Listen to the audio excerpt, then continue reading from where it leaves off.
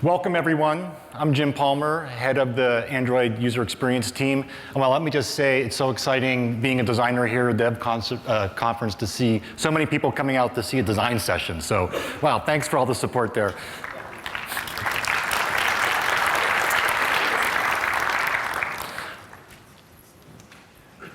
Our session today is on Android UI design patterns. We're truly excited about the growth of Android and, of course, all the applications you are doing. But really, stop by the developer sandbox and check out the wall of phones.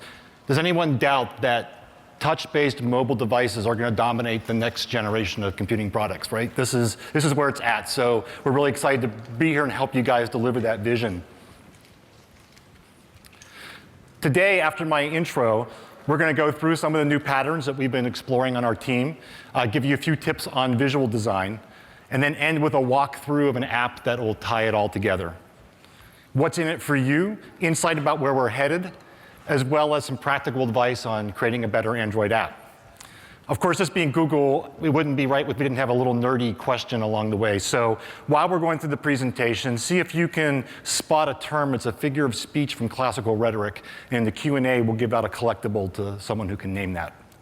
OK, so let's go into the session here.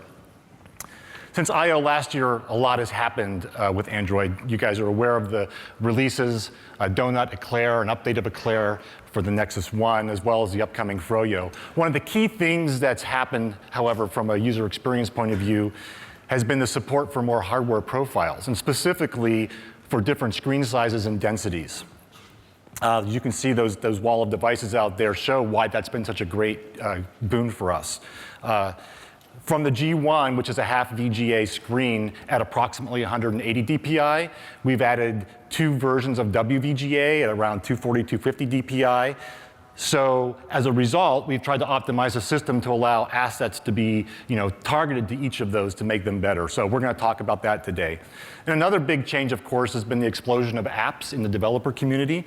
I just want to let you know we do pay attention to what's going on there, both how you're using the existing tools we're providing, as well as new challenges that you're trying to solve and incorporate those. And I think you'll see with some of our patterns that we're adopting some of that and moving that forward.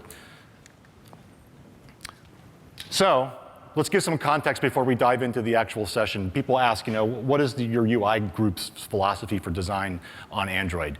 To start, we want to be somewhat heretical here and challenge the common view that a good UI is simple. While appealing in concept, simple has a negative connotation in some ways. It can mean lack of power, inability to adapt or grow. In particular, this notion is often in UI circles operationalized as counting number of clicks or number of touches, as if by measuring that, you're going to ensure that you're going to have a usable product. I would submit that, in fact, that what makes UIs usable is being clear, which is being confused leads to frustration and a general sense of, I don't know how to use this product. And that's what hurts you more than total number of clicks. OK, so for sure, overloading on features or having too many complex interactions are bad. But by focusing on clarity over simplicity, we can get products, we think, that are both straightforward to use and powerful. So that's one of the things that we think about. Another part of our philosophy is to use as much of the screen as possible to what people really care about, which is content, and specifically their content. Whether it's photos, music, status updates, messages. Of course, we want to increase the clarity of the UI by putting common actions on screen as clickable items, and we're going to talk about that today as a pattern. But more and more, content on the screen itself can drive interaction, not just traditional UI controls. And why is this important? Over time, we're going to try to work on reducing the visual complexity of screens, the boxes within boxes and all the lines. So that'll help also make it feel lighter. This tension then between content and UI Chrome often gets played out in discussions about consistency. Is the UI consistent? In the worst case, this means, let's make everything the same so people know what to do. What we're going to promote on our group is interaction consistency, that is, making it clear to users what they can do without being monotonous. Herb Simon, one of the founders of cognitive psychology, once said, information consumes attention.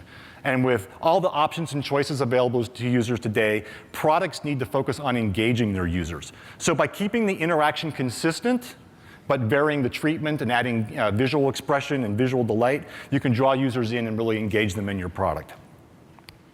Finally, mobile devices are the very definition of personal. You have them with you at all times. You use them constantly. So people do a lot of experimenting, both trying out new devices, downloading apps, trying out the app. What they don't want to do and don't have time to do is constantly reorganize the stuff. They want to organize their stuff once, and they expect to be able to use that organization in future contexts. So any time spent adapting a product to a user, they expect to leverage in the future. Thus, applications should use the cloud as the glue that lets users stay in context and not constantly recreate their context, having to set stuff up and reestablish what they use on the desktop or in other places. So the cloud becomes not just a source of information, but also a way to enhance the user experience by cutting down the amount of time and focusing on what's important to them. So to conclude, here's a great insight from Socrates. Mere knowledge of the truth does not give you the art of persuasion. That obviously applies to how you motivate people to act. But in this context, I want you to think of design as a communication between you and your user and help you move beyond just thinking of mere functionality, but how you persuade people to try and then stay engaged in your products. So how do you do that? Well, let's find out. Let's dive in, and I'm going to bring up Rich Fulcher, and we're going to start with the next section on design patterns.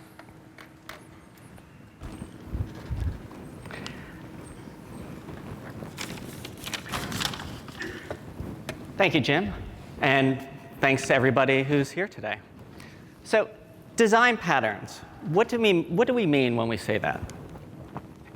Well, a UI design pattern really isn't all that different from a software design pattern as you know it today. It's just a general solution to a recurring problem. It's not necessarily the perfect solution, but it's a good, solid, reliable, broadly applicable solution. These patterns emerge just kind of as a part of the design process. We do a few different things at Google that help us generate these designs.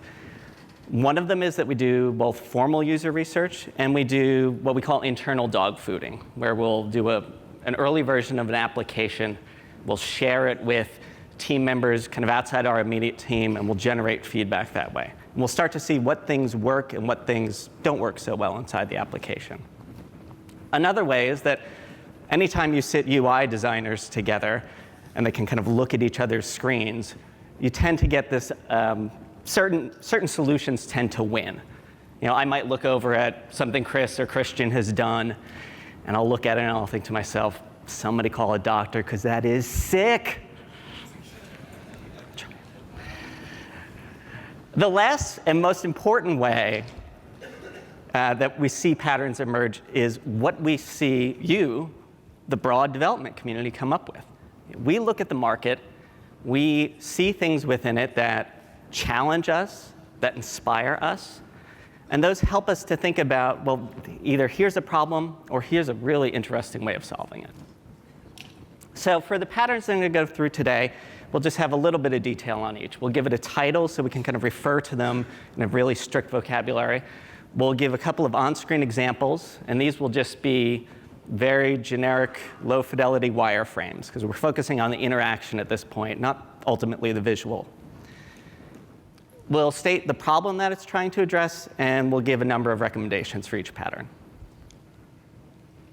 So the 5 patterns I'm going to cover are the dashboard, the action bar, the search bar, quick actions, and the companion widget. So first up is the dashboard.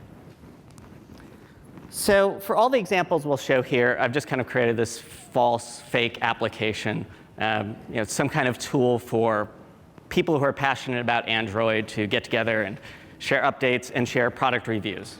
So we've got this Android Fanatics application, and we're seeing the dashboard here in 2 different flavors. Portrait on the left, landscape on the right. The dashboard's trying to address the question of what can I do with this app and what's new with this app.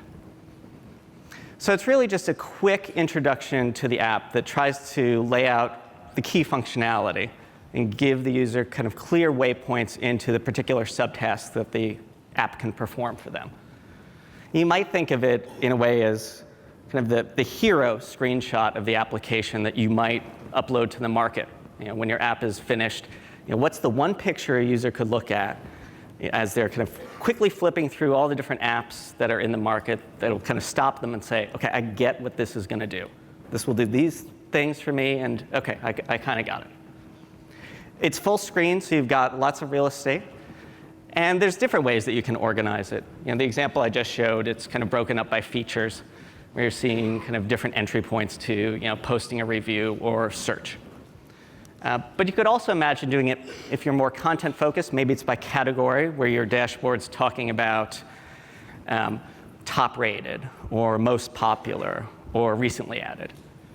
Or if you're more kind of productivity focused, it might be broken up by account. Maybe you're an email client or an IM client that supports multiple accounts. And then the dashboard could be used to display those. Recommendations for using a dashboard. So do highlight what's new. A good way to think of it is, we'll go back to the example. Think about a restaurant that you really enjoy going to. You go to the restaurant, and you've got the menu. And that doesn't tend to change over time. But you'll sit down at your table, and you'll get a set of specials. The screen is trying to kind of play both of those. The top part is fixed, reliable. You know where things are. You know how to get to it. The bottom part, show a little update, something that's new for this user. Back to the notion of content specific for the user. Or if you don't have that, if that's not appropriate for your application, is there a new feature? Is there something new for the kind of broad community of users of your app that you can call their attention to?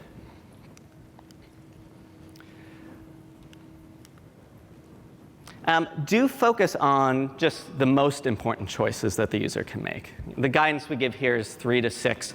Internally, we kind of call that set of icons the 6-pack. So it's a 2x3 or 3x2 arrangement of up to 6 items.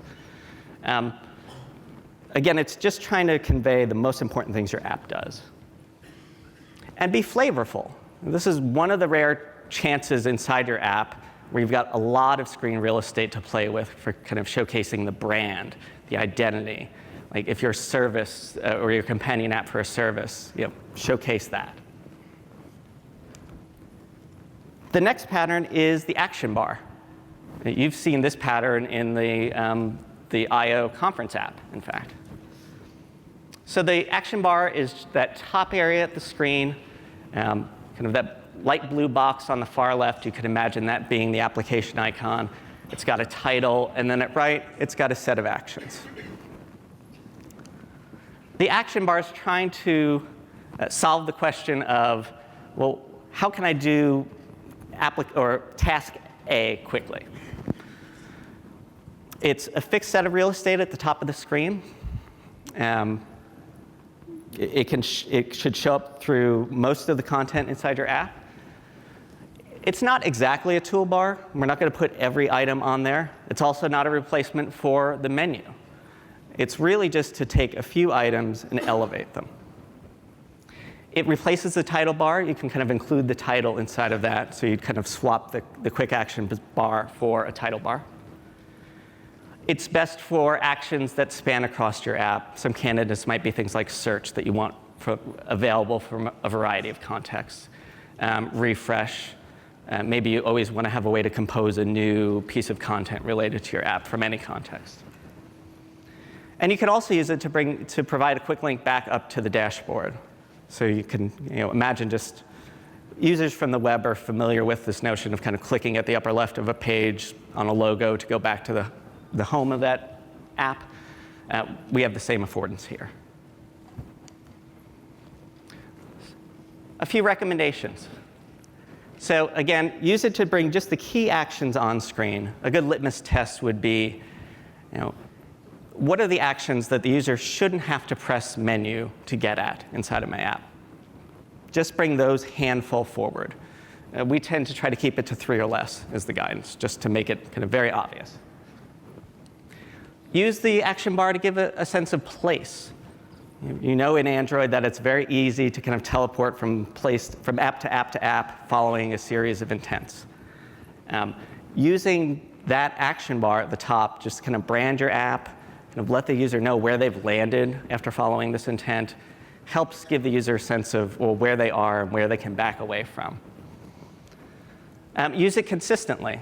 So if you're going to put the action bar in there, it should show up on most screens in your app. And also, if you're going to have actions in the action bar, order them consistently, try to use them in the same pattern. Don't have search move from here to there as I move from one screen to another. And then finally, don't use it for contextual actions. We have another pattern that we'd like you to consider for that, and that's quick actions. So 2 examples here for quick actions. On the left, you're seeing kind of a quick action popping up for an update that someone from the Android Fanatics community has posted. On the right, you're seeing another quick actions pop up, but this time coming out of kind of the contact frame, or the image of the person that posted it. Quick actions are just a quick way to say, well, what can I do with this thing?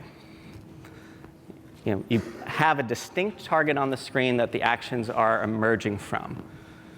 In the case of the one on the left here, there's actually a target on the right-hand side that just looks like the More button that the user could tap and up come the quick actions.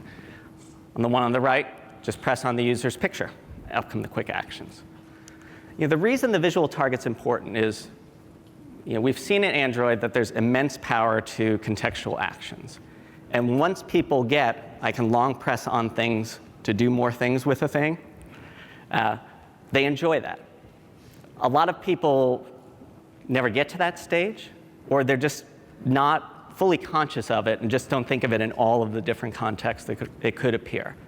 So giving you an on-screen target lets you know, OK, there's something I can do here. We try to make them minimally disruptive to the screen context. They're kind of popping above or below the item that they're acting on. They don't cover up the item like a traditional contextual actions dialog would. And the actions themselves should be pretty straightforward. Ideally, you can communicate them with just an icon or with an icon and just a word or 2 of labels. You want the actions to be really immediate and obvious, just so as they pop up, you don't want the user to get into this case of thinking about, well, what are all the things I could do? Again, just focus on the most obvious things that they might want to do. And it should be fast and fun. If any of you were in the talk earlier today, there was a presentation that a couple of designers from YouTube gave about a positive user experience. And they laid out 7 principles. And the first principle was to be fast. They actually said that fast is the most important feature.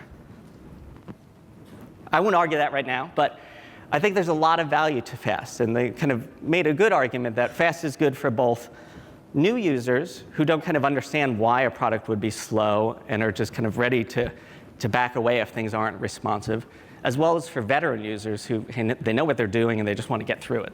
They want to be in a good state of flow. So quick actions hopefully serve both of those. Recommendations for quick actions. These are great when you have competing internal targets. If we go back to the example here, for this update, you've got a lot of things going on. You've got the person who updated it. You've got the text of their update. You've got the time. Their update may contain hyperlink or other things. If we take the example at the right, and I want to tap on Brandy Schaefer's update, the fact that that URL there actually is a big target. So where am I going to press if I don't want to follow the link, but I actually want to do something like forward this whole update to a friend?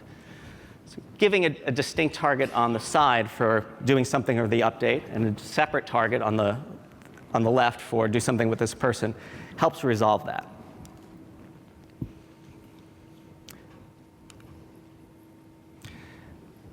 You should only present it for the most important and obvious actions. You can use it when there's no kind of further detail view for an item. Something like a list of songs. If I press on a song, I'm off to now playing and the music's starting, but there's kind of no other stuff about the song. I could use a quick action to bring up rating or recommend this to a friend, things like that. And don't use it in contexts where you have multiple selection. A good example is maybe an email client where you've got kind of a list of messages. There, if you look at the way we've approached email and Gmail on the devices, we give you a set of leading checkboxes. So you can hit those checkboxes, and then once something's selected, a bottom button bar appears at the bottom of the screen, which gives you actions you can take on that selection state. Either use that system or use quick actions, but try not to mix the two. The fourth pattern I'd like to talk about today is the search bar. So 2 examples here. In the left one, an empty search has come up, and the user has just pressed on the icon to the left of the search field.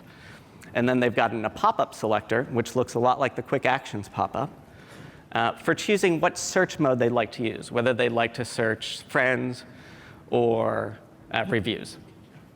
On the right, we've got a query that's in progress. The user started typing, and suggestions are starting to be presented. So the search bar addresses the problem of how can I find something. It anchors to the top of the screen. So if you're using an action bar, the search bar replaces that same real estate. Just flip it in. It should support suggestions. And you can also use what we call the corpora selector to change the search mode. It's the pop-up I talked about. Not all apps are going to have multiple search modes. And even those that do, you might choose to not use that selector and instead just have an item appear in the suggestions list that offers pivoting to that other search mode. A few suggestions. Do use the search bar for simple searches. Let's go back to the song list we were talking about. That could be a long list. If you're one of the attendees who got a Motorola Droid, you might think, well, if I'm trying to find a particular song, I can just pop open the keyboard and start typing, and it'll filter to it. And that'll work when you have a keyboard. If you're on the Nexus 1, there's a workaround for that. You can kind of lean on the menu button, and the keyboard will come up. But not everybody realizes that. So using the search bar to just kind of say, there's a way you can search, even if it just does a simple filter of the list, can provide value to the user. Present rich suggestions. Don't just give the label. Give some secondary bits of information. If I'm in that song list, it kind of matters whether I'm getting Pink Floyd's money or Eddie Money's money. So give that kind of second bit of info. And then use the behavior consistently. You might have the search button on the screen. You might have a search hard key on your device, depending on the manufacturer. You might even have search within the menu. Those should all go to the same place. They should all make the search bar appear. The last pattern I'll cover is the companion widget. So here I've done a kind of a 4x1 widget for the Android Fanatics app. So it shows you how many new updates you've got. It shows you the most recent update that's come in. And there's a kind of a quick link for composing a message. So the companion widget tries to address the question of, how can I make this app kind of a fun part of my home experience? So it's trying to support the app by bringing some of its content and capabilities forward into the home screen. When the user's at the home screen, they don't always necessarily know what they want to do. Sometimes they're just browsing. This is your opportunity for the app to kind of go, pick me, pick me. And also, Companion Widget makes home feel more custom, more personalized. And we hear repeatedly from users that one of the things that they appreciate most about the Android experience is how much control we give them over their home. That we let them have different wallpapers, even live wallpapers. That we let them put lots of interesting shortcuts. That they have folders, that they have widgets.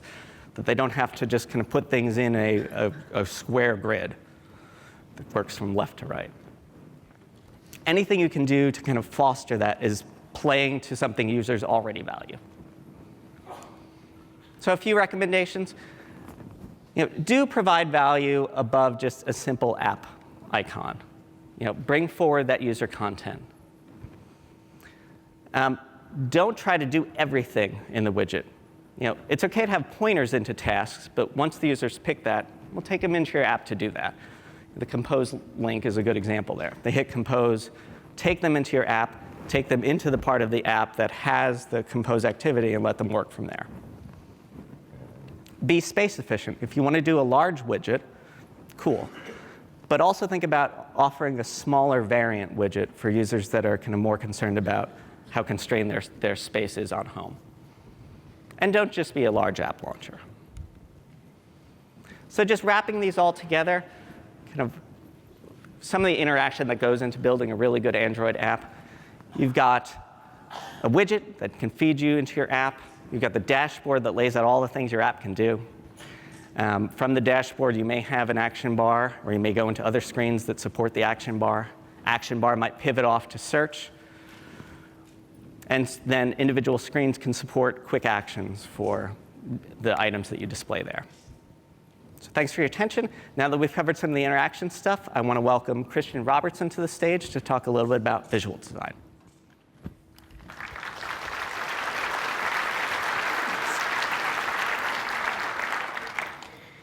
OK, so Jim started off by talking about a lot of things that have changed since the last I/O with Android. And there's a lot of exciting things going on. And one of the things that we're really excited about is the number of new and diversity of devices that have been launched. And at the same time, we're aware that this causes some challenges for designers and developers creating Android applications. In particular, there's some new screen sizes to consider. Now, if you were in the last session, you may have heard a bit about the idea of pixel density. We find that as we're talking with developers, this is one of the places where we get the most questions, is how does it work? How does pixel density work? So if you can see this example that I have up on the screen, you can see that on the left, we have a device that the screen size is about 3.7 inches, on the right, 3.2 inches. You'll also notice that the device on the left has more than double the number of pixels, right? So Android is aware of this difference in pixel density and classifies devices that have a lot of pixels in a small space as high HDPI or high density devices. And likewise, there's a classification for MDPI or medium density and even LDPI for low density. So the idea here is that we want to keep assets at roughly the same physical size. So for example, if you design icons to fit human-sized fingers for, let's say it's a Hero device, and take and run your application then on a Nexus 1, you want the icon to be the same physical size and still match the size of real human fingers. So Android does some things behind the scenes. One thing that it does is it will auto-scale assets from an MDPI asset and scale those up for HDPI screens. So you can see we've got two assets here. The left one is HDPI. The right one is MDPI. You'll notice that the one on the right, as it's scaled up to the same size, is a lot blurrier. So Android has some features to deal with that. What this looks like for developers is, if you just take a look here, I've got an additional directory that I've added for my HDPI drawables. And if I name the icons or the assets the same thing, then Android will do the right thing and swap out those higher density assets. So this adds a little bit of extra work to the development process, but we feel it's worth it to really take advantage of these amazing high-resolution screens. So what does the workflow look like from an asset protection standpoint? It's pretty straightforward. I'll walk you through and point out a couple potential pitfalls. So let's say that this is my MDPI asset that I want to resize. I'm going to scale it up. Now, the magic number here is 150%. So if I scale by a factor of 1.5, then my MDPI assets will be the correct size for HDPI. Now, one thing to note is that it's a lot easier if you're scaling up assets that are vector-based already. So whether you're using Photoshop or Inkscape or whatever, starting with vectors makes it easier later on. And if you have assets where you only have bitmap source, you might need to reauthor. So I'm going to scale this up, and things look pretty good. Photoshop's upsample algorithm in this case is pretty decent. You will notice, though, that sometimes when you scale up one pixel lines, things might get a little bit fuzzy and you might need to clean those things up. So this is especially true for 9-patch images. If you scale up the tick marks, you will have to clean up those tick marks, otherwise your 9 patches won't work. And that's it for supporting multiple screen sizes. OK. So another thing that's changed in the last year is we've launched a new style for our icon guidelines.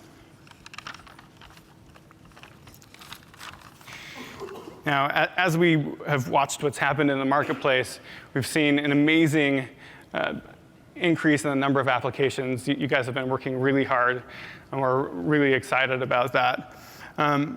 As we were thinking about the new application style, we wanted to create some guidelines that would support the growing diversity of applications. And to enable that diversity, we created an icon system that has diverse shapes, materials, and colors. And at the same time, we want to establish a few unifying elements to help the system fit together and to raise the bar of quality for the visual design in Android. So some of the characteristics are the icons are tactile. So even the more minimal icons feel like they're made out of a material. They're top-lit, matte, and forward-facing, which helps them work in some of the new 3D launcher menus. And also to reduce the visual complexity, we use synecdoche, which is where we'll take one component piece of an application and use that to represent the whole application. So for example, the settings icon is simply one setting dial and not a picture of a whole control panel. Or the calculator icon is simply the equals key instead of a picture of an entire calculator. So to keep that simplicity. And again, our highest goal is to support the diversity of applications and brands in the marketplace. So we're excited to see what the community continues to add to the mix. And in fact, when we were designing this icon set, we took a representative sample of unique icons that people were making in the community and mixed them together to see if it could feel cohesive. And we feel like that this new style really does enable that expansion. OK. So to help developers get off the ground with this new icon style, we're providing a launcher icon template kit. And well, let me show you how it works.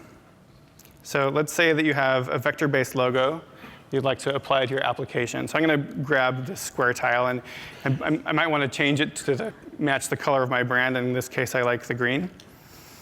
I'll then simply add my vector art. Maybe I'm importing it from Illustrator here. And then simply apply some layer effects that are included in the kit.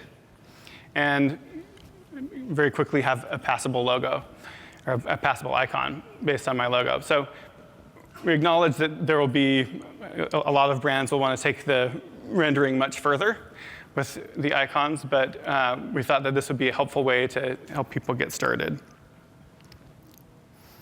So really, one of Android's strong points is its flexibility. And we believe that this should be true of the visuals as well.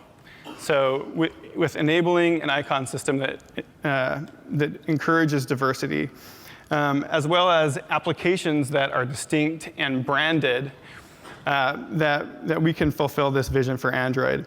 And I'm going to pass the baton next to Chris, who's going to show us an example of how these new design patterns plus customized branded assets can continue to tell this story. Thank you.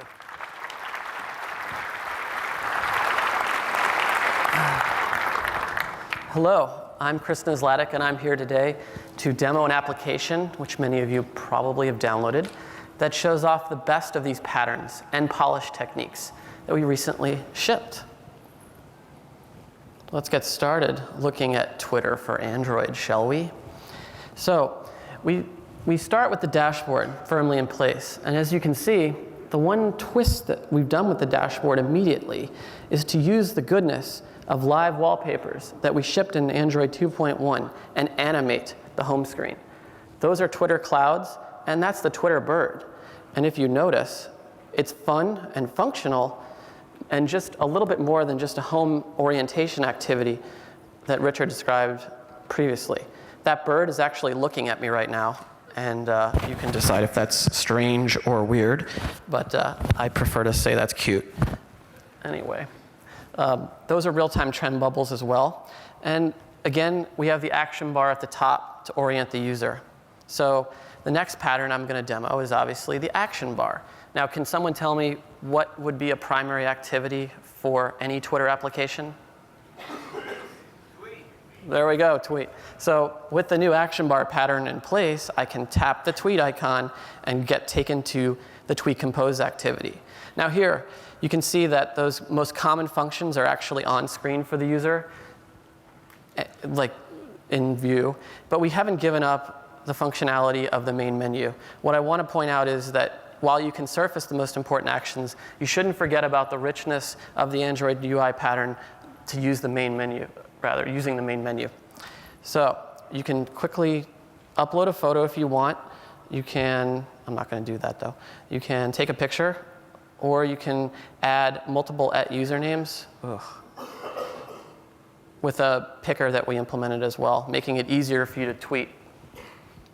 One other nice feature, by the way, I want to call out is in the main menu, you can toggle switch to direct message through this. So let's go back to the dashboard, though. You don't have to go back to the dashboard. I'll show you a little trick later. But tap the Twitter logo, which takes us to the app home, and you're back on the dashboard. Now, from the dashboard, the next pattern is obviously visible, is the search bar. Now, when you go to search, unfortunately, I should have search suggestions, but I don't, as recommended. However, if you tap the upper left, you can pivot between tweets and people. So with the new search bar corpora bubble button selector thingy, as I like to call it, but you guys can call it the search bar bubble corpora selector. Anyway, search suggestions are recommended, as well as if I did search for something that would actually hold my, there it is. So there's suggestions, well done, implemented correctly. And then if I search for Google I/O for tweets, it will hold my history.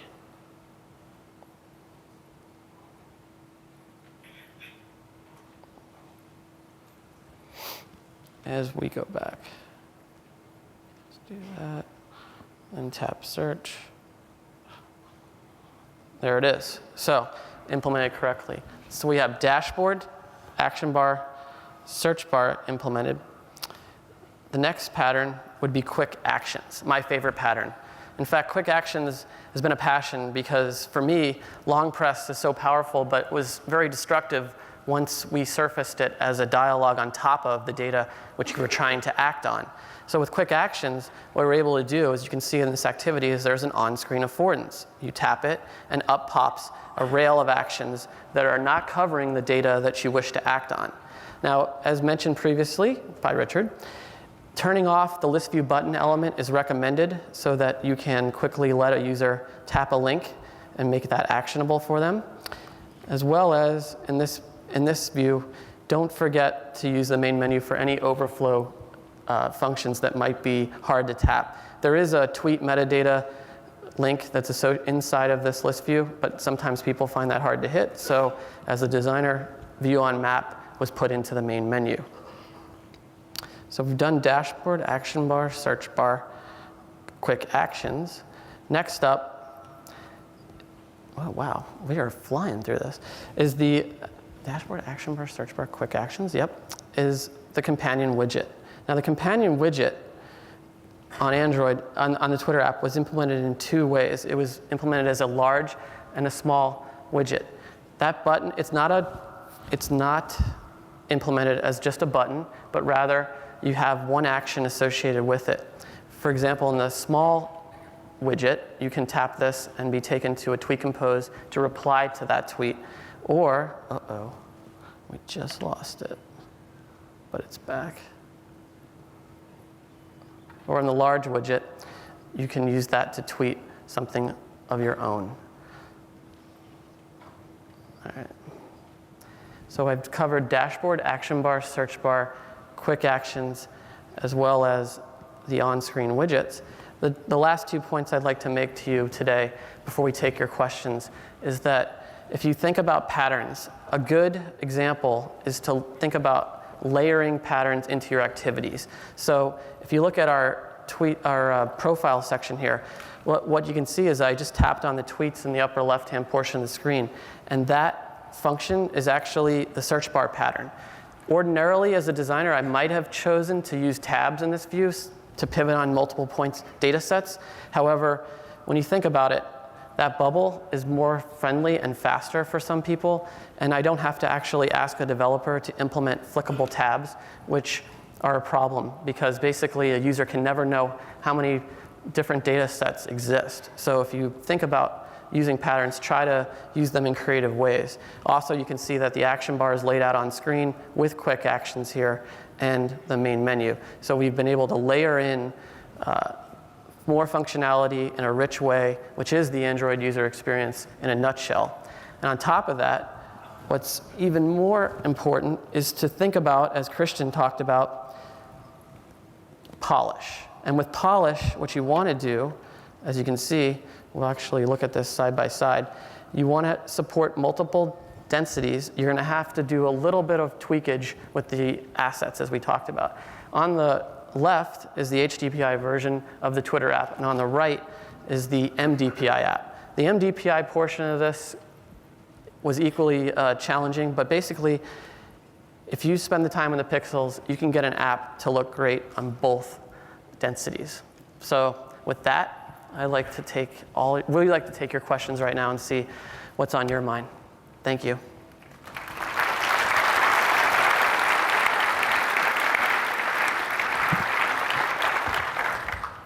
Thanks, Chris.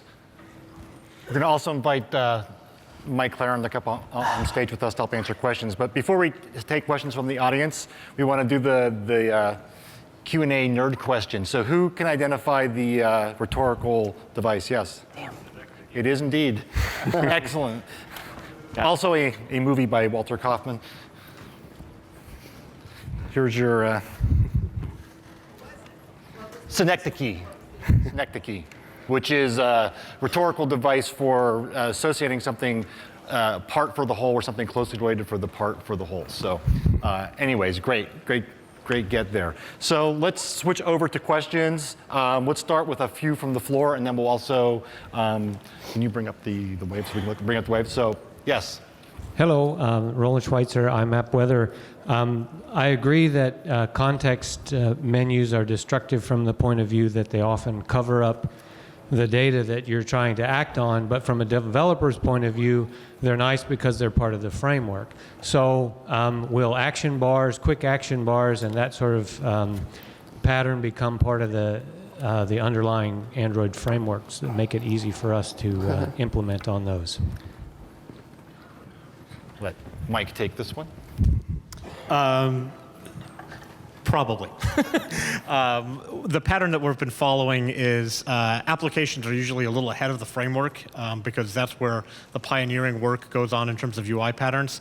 And so the framework then catches up to what we determine to be sort of the common or emerging patterns.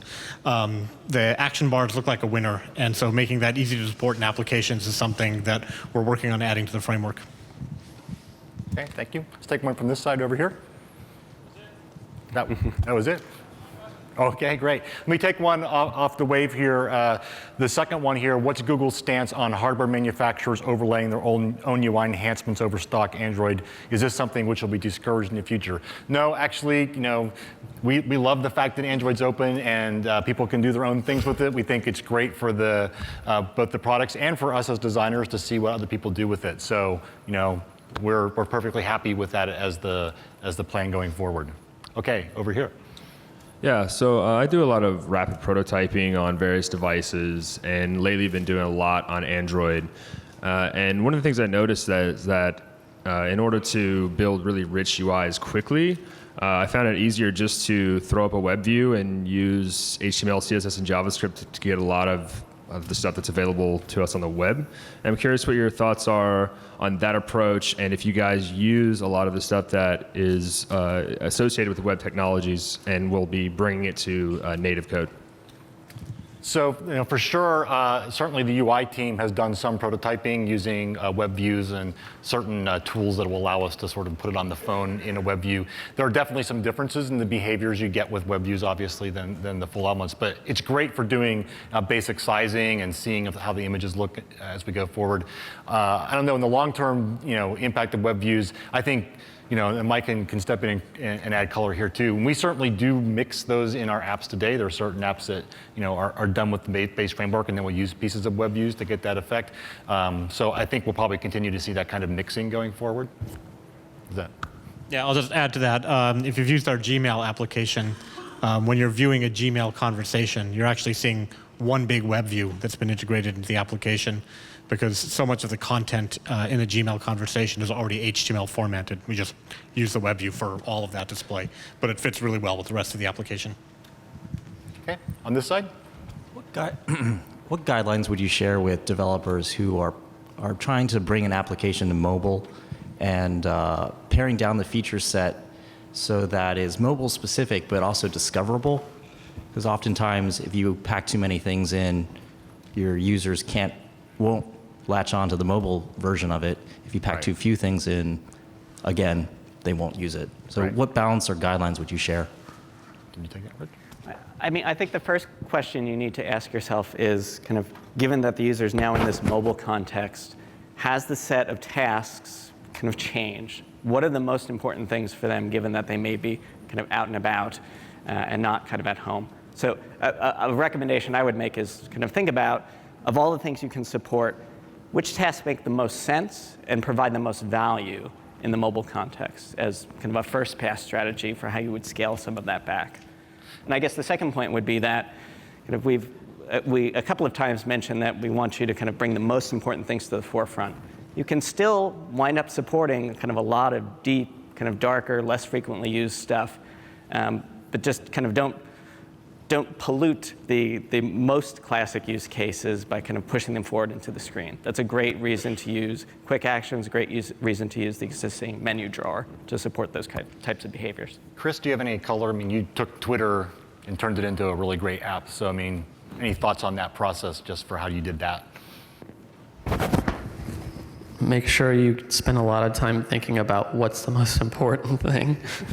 Yeah, I mean, I think that really is what it comes down to, is you have to really think hard about what is your primary user story or user use case and make sure that you don't end up talking yourself into that. We have this sort of joke that, sometimes, people will argue for any one particular feature, which you can make very rational arguments for. Then you look back a month later and go, whoa, how'd we end up adding 20 things? If you look from the back at how you ended up somewhere, sometimes every individual step seemed logical, but when it all look at it as the totality, it's like, that didn't make sense. So really sticking closely to what really is the essence of your app, that's the best guidelines we can give.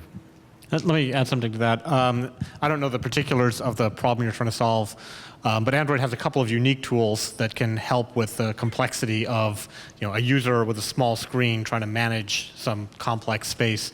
In particular, the widgets and background tasks and notifications can help with that. So by having the device doing the work rather than the user doing the work and only surfacing the things that are interesting to the user, you can prevent the user from having to navigate a lot of complexity.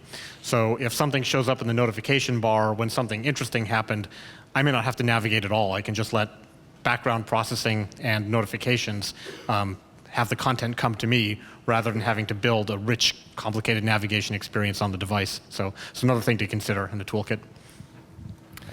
Okay, let me address another one from the wave here. How can Android itself help developers design more stylish UI for apps? One thing I think for sure is what Mike was saying. I mean, our pattern here is to do a lot of exploration in the apps, and we want to be able to push those innovations that we think really are meaningful down into the framework so that they'll be there.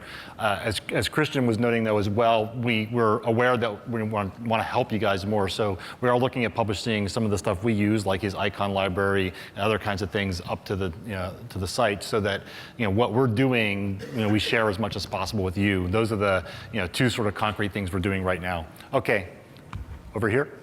I have a question about making things that are clickable obvious that they're clickable. So if I have a list view, maybe some of the things have additional detail, some don't. How do I indicate that? Or on the Twitter application, to me, it wasn't readily apparent that the Twitter logo was clickable. Right. Is there patterns around that? Well, frankly, this is the first application that actually ships with these patterns that we believe will be, come in the future. So that upper left-hand portion of the screen is meant to be clickable and an app home. Actually, in a hidden way, if you look at our market application previous to Froyo, it actually was tappable, not visible again exactly well for users, but you could hit that and then go back to the first place in the market home as well. So it's just something we think over time, it's a web style of UI innovation that we're trying to really push forward here. So if you think about websites, in the left-hand portion of the screen is generally where you return home. Yeah, it's a fine line. I mean, there's partially a genre effect here, right? Which is as the patterns become established, that's what people learn. I mean, on other products, they have similar genres effect. Things that we think of as just obvious and simple now actually had to be learned even on those other platforms. I think there's another element to what you're talking about, which is the visual, do they all look clickable? And this is one of the things we're talking about a lot from the visual design perspective. As Chris, you saw in the visual design in the Twitter app, all the icons didn't necessarily have big frames around them. There's a line there between making something that looks maybe more like a background or a piece of art versus something that's clickable. We think there's a way to cut that makes it still look clickable as well as not always requiring it to be completely buffed out with all the chrome. So I think that we're going to see some more from us on that going forward. The direction I think though ultimately should be as many things as possible on the screen just should be clickable, just because people do experiment and expect things to happen when you touch.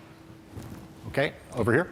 Yes, what are the guidelines around orientation support? And the Twitter app is wonderful, but if you have a Droid and you look at that home screen sideways, I'm glad you're saying that because, as a developer, you have a choice, and so did we. We chose not to support that landscape orientation.